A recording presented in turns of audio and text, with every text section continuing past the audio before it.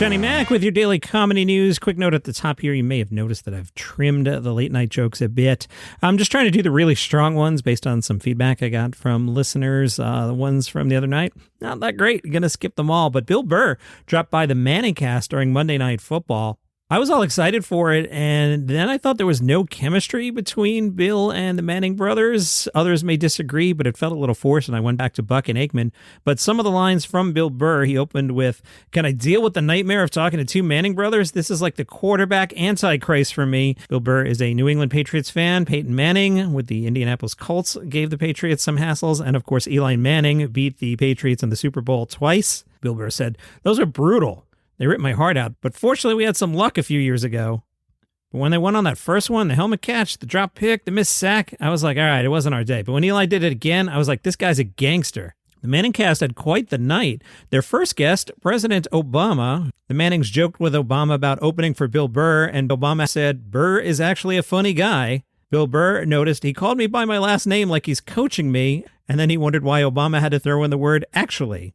Also in the Patriots game, Patriots quarterback Billy Zappi was seen on the sidelines singing along to Stacy's Mom, which was being played in the stadium. Rainn Wilson from The Office noticed it and tweeted, "Truly believe that Fountains of Wayne is the most criminally underappreciated rock band of the last quarter century. I know every lyric and chord change, RIP Adam Schlesinger. Hashtag Red Dragon Tattoo. I'm a huge Fountains of Wayne fan, so I really appreciated seeing that tweet from Rainn." On late night, Ariel Elias was on Jimmy Kimmel. She's the comic who had the beer thrown at her about 2 weeks ago. I shared her set on the Facebook group. I thought it was all right. I thought she was getting by more on goodwill than laughs, but it was okay. If you want to check out the set for yourself, go to the Facebook group, a Daily Comedy News podcast group. Chortle reviewed Marc Maron's show. Marc Maron was in the UK, much like Joe Rogan. Now, if we look at the last few big-time American comics to play the UK, the British reviewers did not like Louis C.K., they did not like Joe Rogan. Did they like Marc Maron? Chortle gave it 4 out of 5 stars. Marc Maron was at the intimate Bloomsbury Theatre. Chortle did much of a comparison between Maron and Rogan, saying Maron is a much more nuanced, complicated stand-up, not dealing in the certainties of truth bombs, but trying to negotiate life's random and cruel complexities as best as he can as a flawed, pessimistic human. His conclusion is that existence is messy and wretched, but he tries not to be negative about it when it comes to his stand-up. In the set, Maron talked about the passing of his partner, director Lynn Shelton, who died of undiagnosed leukemia at the age of 54. Maron addressed the heart-wrenching experience on stage in a tender and affecting routine, even if its poignant setup was temporarily derailed, quite unbelievably, by a self-absorbed heckler's entirely inappropriate interjection. Chortle writes, "It's not the funniest chunk of comedy you'll ever hear, not that you'd expect it to be, but a bittersweet reminder that humor can be found in the gravest places." Marc Maron argues there must have even been funny guys in Auschwitz. A big part of the show is his difficult relationship with his emotionally distant parents, which has been given a new dynamic now that they're in their 80s. Coming to terms with his father's dementia is easier than dealing with the fact that his mother has a boyfriend. His commentary on abortion is inspired, suggesting that Christian fascists might be won over if termination clinics underwent a rebrand. Chortle says also strong was his closer about having a baseball bat for home protection rather than a gun. The laugh rate may be inconsistent as he tries to get his head around the naughtier topics, but that adds to the rich texture of the show, and when Marc Maron nails it, it's hilarious. Adweek caught up with Conan O'Brien. Conan said, anyone in this business, I'm going to go further than that, I think anybody in any business or any endeavor who doesn't carve out a healthy chunk and assign it to luck is deluded. I would agree with that. You do need some luck along the way. When opportunity knocks, though, you do have to open the door. Conan, this is the longest you've gone in 3 decades without regularly being in front of an audience. What's it been like? Conan said, that's the part I miss the most. I love being in front of people. I still grab opportunities to do it. I look forward to being back to it. You get up and you do this every day. I think we computed over 4,000 hours of TV that I've done. You get to the point where it's part of your metabolism. There's some part of your lizard brain that knows every day I need to secrete this fight or flight hormone to get this idiot out there and take away all of his inhibitions. So what happens is, if you break the cycle for a while, things do start to calm down a little bit. And what I love about the podcast in so many ways, it's saved me because we started it before the show ended. The podcast is a completely different way of relating. I don't get instant feedback, but also I don't rely on some of the cues that a live audience gives you. interview, which can sometimes lead you to go for the joke, as opposed to really dig in and explore. You think about the old format on TV. It was 5-minute interview, get out on a laugh, commercial break, then another 4 to 5 minute interview if you're doing 2 segments, then get out on a laugh. You get that ingrained in you. And I'm not saying it's bad, but like all things, it has pluses and minuses. This new format, after so many ways of doing it, one way has been very freeing. It feels like I'm using different muscles. Let's pretend I had muscles. I would now be using different muscles. It's Wednesday, which means I'll be at Trivia Night. I'm very excited about Trivia Night. I'll tell you why in a second. But one way you can support the show is you can go to buymeacoffee.com/dailycomedynews and you can throw $5 in the tip jar. Now, normally, I take your $5 and I go to the National Donuts chain and I buy a large iced coffee with caramel and milk. Now, why did you lean on the word ice there, Johnny Mac? Do you hear this? You know what this is? This is a hot coffee. But I didn't realize it till I was all the way home. And I'm like, wait. That's not an iced coffee, it's a hot coffee. So I'm a little mad at the National Donuts chain today, but I digress as usual. Wednesday is Trivia Night. So one way you can support the show is you go to buymeacoffee.com/dailycomedynews and throw $5 in the tip jar, and I will take your $5 and I will buy a Czech Pilsner tonight. But I'm really excited for Trivia Night because they're having costume night, and I will tell you what my costume is. Well, I'll have to tell you. I'm going as a famous NFL coach. I even bought a sweatshirt for it as a big clue. I'll share the pictures on Instagram. Now, Glenn, who longtime listeners know is my buddy that I hang out with at Trivia, his costume is going to be amazing. I'll tell you the story. I don't want to spoil it because I know the Trivia guys, listen, I'm trying to win your contest, Trivia guys.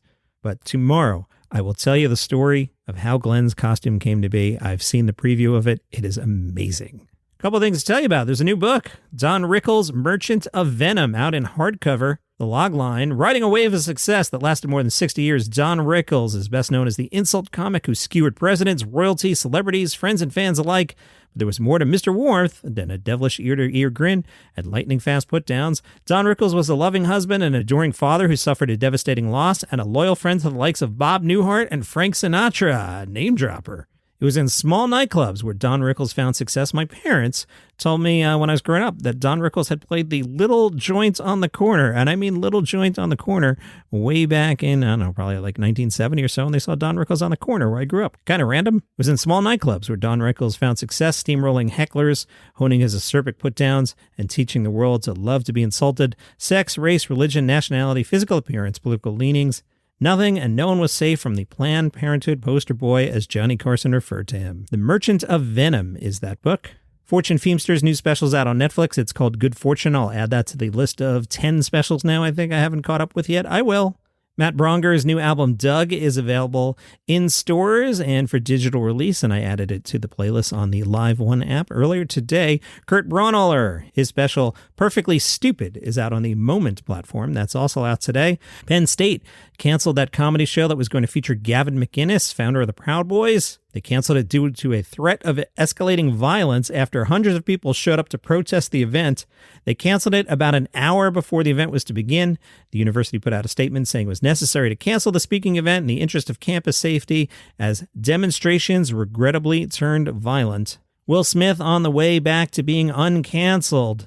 They had a screening of Will Smith's upcoming movie Emancipation. In a photo posted on Instagram, Will Smith is seen attending the event alongside Rhianna and Dave Chappelle. Will Smith captioned it, "Epic night. Thanks for coming to see Emancipation. Hope you all enjoyed." The AV Club caught up with Rob Riggle. Really fantastic interview that I shared on the same Facebook group, Daily Comedy News Podcast group. I'll dive in on that a little bit more tomorrow, but I carved out this part for today. Rob Riggle said, Jon Stewart was the first one to say, and he'd say it often, he would say it loud and said it everywhere he went, "We are not the news," meaning The Daily Show. "Do not come to us for the news. Go to the news for the news. We're a comedic show. We follow puppets that make prank phone calls." And a lot of people did tune in to Jon Stewart for the news and for their truth, but Jon Stewart would be the first one to tell you, don't do that. Now, Jon's a genius, and he's got strong political views, and so he takes his unbelievable comedic genius, and he puts it together with passion. He makes magic. A lot of people can do that in a lot of different ways. Colbert did it in a really fun way, and some people do want to break from it just to be tickled by noticing the absurdities of reality. I tried not to wield too much politics into the comedy that I do. Sometimes it's unavoidable. Something needs to be commented on. If there's an elephant in the room, you got to comment on it. But otherwise, I just try to have fun. That is hopefully the kind of fun that everybody can enjoy. I've worked with Riggle a few times in my career. I'll talk about that tomorrow because it's getting long here. Dion Cole, He's got a new special coming to Netflix. Deon Cole, Charlene's Boy, November 15th on Netflix. In Charlene's Boy, dedicated to his late mother, Deon Cole shares advice on how to navigate life and dating in today's society. Wayne Brady will host the American Music Awards. These are Sunday, November 20th in LA. In a press release, Wayne Brady said, "I'm ecstatic and honored to host this year's AMAs. As a musician and music lover, it's amazing to be part of a night where music fans make their voices heard." He added he's bringing it all, the funny, the music, and the moves.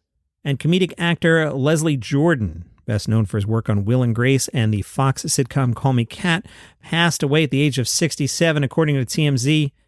Leslie Jordan was driving when he had a medical episode which caused him to crash into the side of a building. And that's your comedy news for today. You can follow the show on Apple or Spotify, audio version on YouTube. See you tomorrow.